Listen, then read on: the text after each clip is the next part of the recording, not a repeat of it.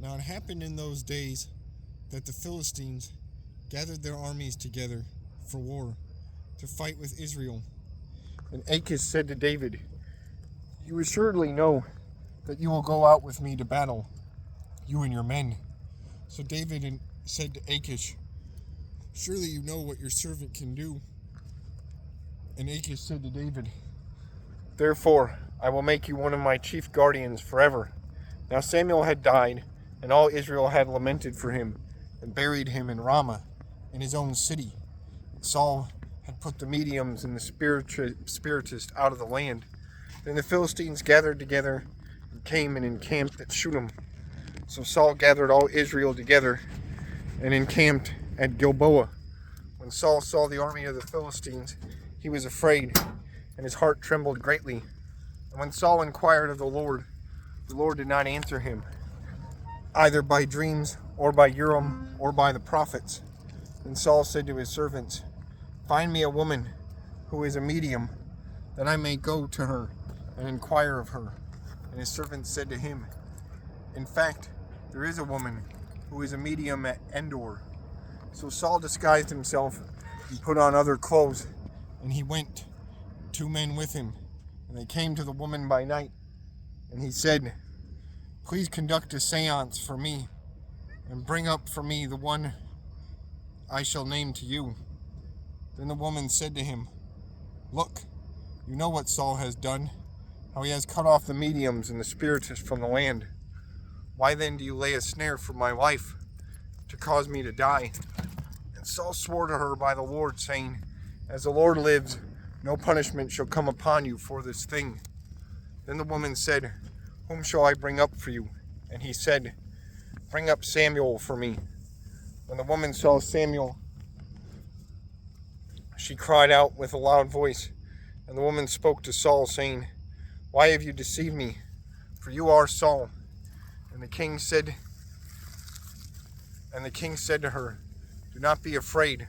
What did you see?" And the woman said to Saul, "I saw a spirit ascending out of the earth." So he said to her, "What is his form?" And she said, "An old man is coming up, and he is covered with a mantle." And Saul perceived that it was Samuel, and he stooped with his face to the ground and bowed down.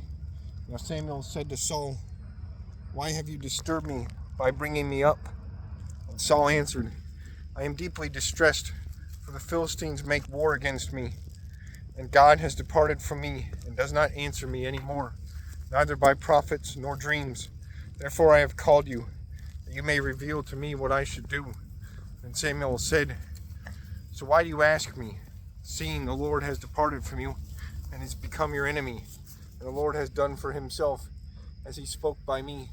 For the Lord has torn the kingdom out of your hand and given it to your neighbor David, because you did not obey the voice of the Lord, nor execute his fierce wrath upon Amalek.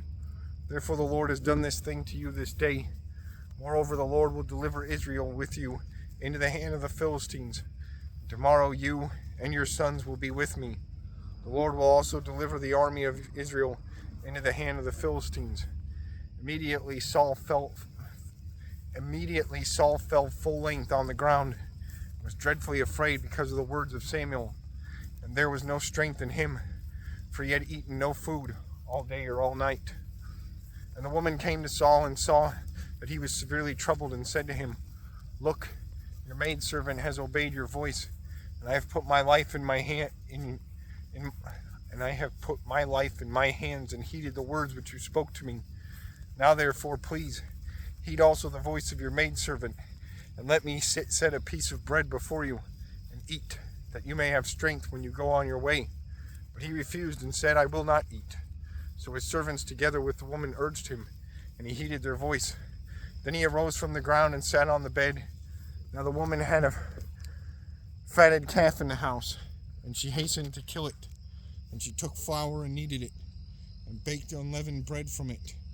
So she brought it before Saul and his servants, and they ate. Then they rose and went away that night.